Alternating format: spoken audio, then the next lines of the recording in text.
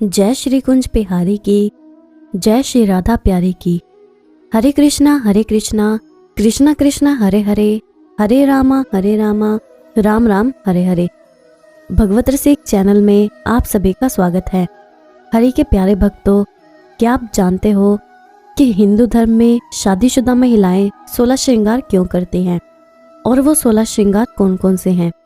तो आज इस वीडियो में हम ये जानेंगे। मगर उससे पहले अगर आपने अभी तक इस चैनल को सब्सक्राइब नहीं किया है तो जल्दी से इस चैनल को सब्सक्राइब करें ताकि नई वीडियो अपलोड होते ही आपके पास उसकी नोटिफिकेशन आ जाए और आप सबसे पहले उस वीडियो को देख सको। तो चलिए जानते हैं कि शादीशुदा महिलाओं को 16 श्रृंगार क्यों करने चाहिए। हिंदू धर्म में हर विवाहित स्त्री के लिए 16 श्रृंगार जरूरी हैं। हर स्त्री के लिए ये काफ़ी महत्वपूर्ण माना गया है। अगर बात की जाए धार्मिक नज़रिए की तो सिर्फ यही नहीं, इसका जिक्र विज्ञान में भी किया गया है। हिंदू धर्म में पूजा से लेकर शादी जैसे हर मौके पर महिलाओं का सजना संवरना जरूरी होता है। मान्यता है कि सुहागन महिलाओं का श्रृंगार उनके सौंदर्य का ही प्रतीक नहीं बल्कि उनके पति की लंबी उम्र से भी जुड़ा हुआ है। अगर बात त्योहारों की हो तो विवाहित महिलाएं करवा चौथ, वट सावित्री, मंगल कार्य और शुभ व मांगलिक अवसरों पर पूरे 16 श्रृंगार कर सजती संवरती हैं। तो चलिए जानते हैं कि महिलाओं के 16 श्रृंगार का महत्व क्या है और वो कौन कौन से श्रृंगार हैं। 16 श्रृंगार का जिक्र ऋग्वेद में भी किया गया है। हिंदू धर्म में नई वधू के लिए 16 श्रृंगार का विशेष महत्व होता है। ऋग्वेद के अनुसार श्रृंगार से न सिर्फ महिला का सौंदर्य बढ़ता है बल्कि भाग्य की भी वृद्धि होती है। पुराणों के अनुसार 16 श्रृंगार घर में सुख और समृद्धि लाने के लिए किया जाता है। 16वीं शती में श्री रूप गोस्वामी के उज्जवल नीलमणि में श्रृंगार की ये सूची इस प्रकार गिनाई गई है। पुराणों में स्नान को पहला श्रृंगार माना गया है। बिना स्नान के सौंदर्य प्रसाधन और आभूषणों को नहीं पहना जा सकता है।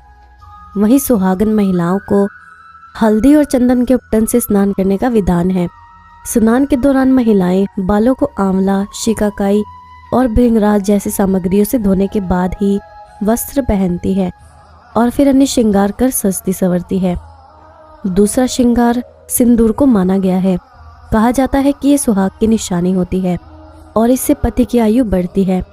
सुहागन महिलाओं का सिंदूर लगाना सबसे अहम श्रृंगार होता है। वहीं तीसरे श्रृंगार के तौर पर मंगलसूत्र आता है। महिलाओं के सभी गहनों में मंगलसूत्र बेहद खास होता है। वहीं ज्योतिष के अनुसार सोने के मंगलसूत्र को काले मोती की माला में पहनने से बुरी नजर नहीं लगती। चौथा श्रृंगार कुमकुम को भी महिलाएं माथे पर लगाती हैं, जिसे काफी पवित्र माना जाता है। 5वें श्रृंगार में आंखों की सुंदरता में 4 चांद लगाने के लिए काजल को शामिल किया गया है। ज्योतिष के मुताबिक काजल लगाने से मांगलिक दोष भी दूर होता है। 6ठे श्रृंगार में चूड़ियां हैं। मान्यता है कि लाल, हरी और पीले रंग की चूड़ियां सुहाग की निशानी होती हैं। वहीं इन रंगों की चूड़ियों को खुशी और समृद्धि का प्रतीक भी माना जाता है।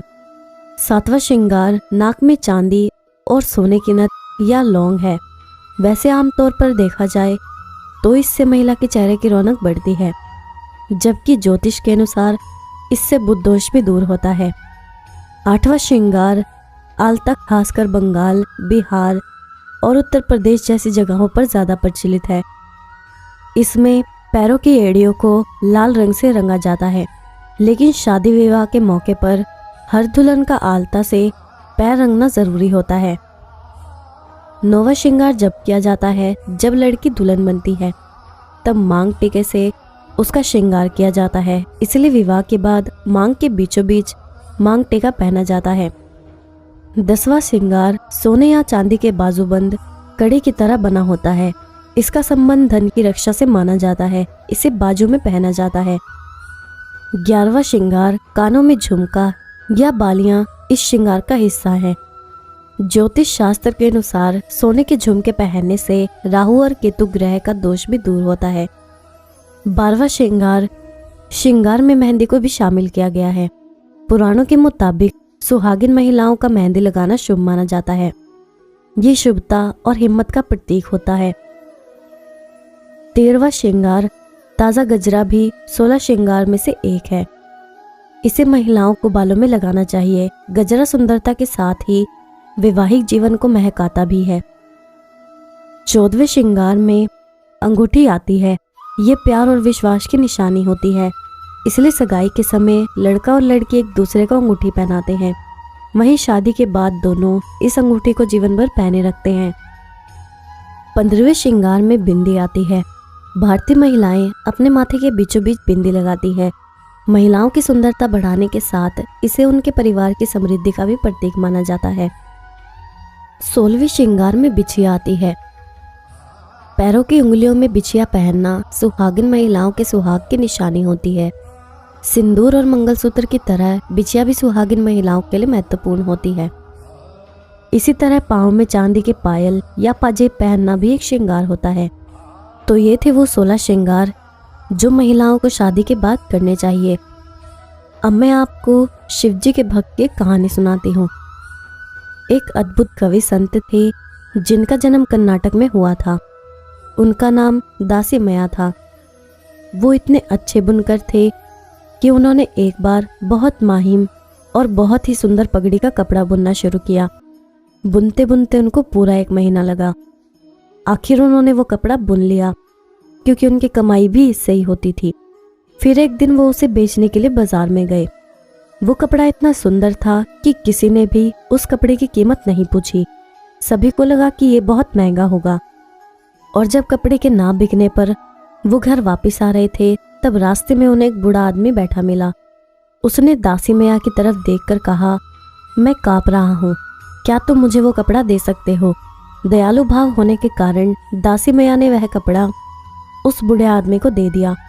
उस आदमी ने वो कपड़ा खोला और उस कपड़े के कई टुकड़े कर दिए। एक टुकड़ा उसने अपने सिर पर बांधा, दूसरा अपनी छाती पर और 2 छोटे टुकड़े अपने पैरों पर और हाथों पर बांधकर बैठ गया। दासी मैया बस देखते रहे। अचानक से बूढ़े आदमी ने पूछा कि क्या तुम्हें कोई दिक्कत है? दासी मैया बूढ़े आदमी से बोला, नहीं, बस ये कपड़ा बस आपका ही है, आप जो चाहे कर सकते हैं। फिर दासी मैया उस बूढ़े आदमी को अपने घर खाना खिलाने के लिए ले गए, लेकिन घर पर खाने के लिए कुछ नहीं था। अतिथि को देखकर उनकी पत्नी बोली, घर में इतना खाना भी नहीं कि आप खा सके, और आप एक मेहमान को साथ ले आए हैं। दासी मैया ने फिर परेशान होकर कहा, चलो मेरा छोड़ो, घर में जो भी तिल फूल है उसे बनाकर ले आओ। तब दासी मैया की ये बात सुनकर शिवजी अपने भक्त को ज्यादा देर असमंजस में नहीं देख पाए, और वो बूढ़ा आदमी और कोई नहीं बल्कि भगवान शिव थे। वो दासी मैया की हालत देख अपने वास्तविक रूप में आ गए।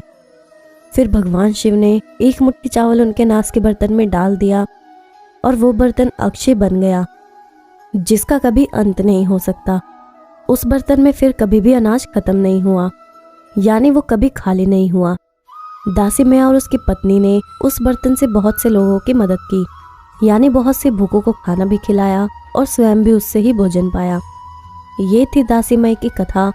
उनकी भक्ति, कविताएं और उनकी अनुपस्थिति ने कई लोगों को रूपांतरित किया और कई लोगों का हृदय परिवर्तन किया।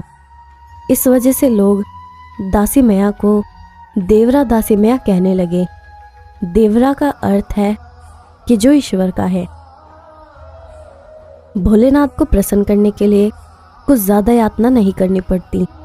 बाबा तो बस प्रेम की डोर से खींचे चले आते हैं। मन में अच्छे भाव हो, हृदय में प्रभु का नाम हो, इसलिए हमें सबको एक ही दृष्टि से देखना चाहिए और ये सोचना चाहिए कि सब शिव के अंश है। अब मैं आपसे विदा लेती हूँ।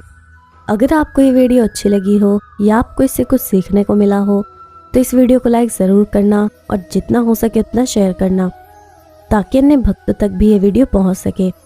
जय श्री कुंज बिहारी की, जय श्री राधा प्यारी की।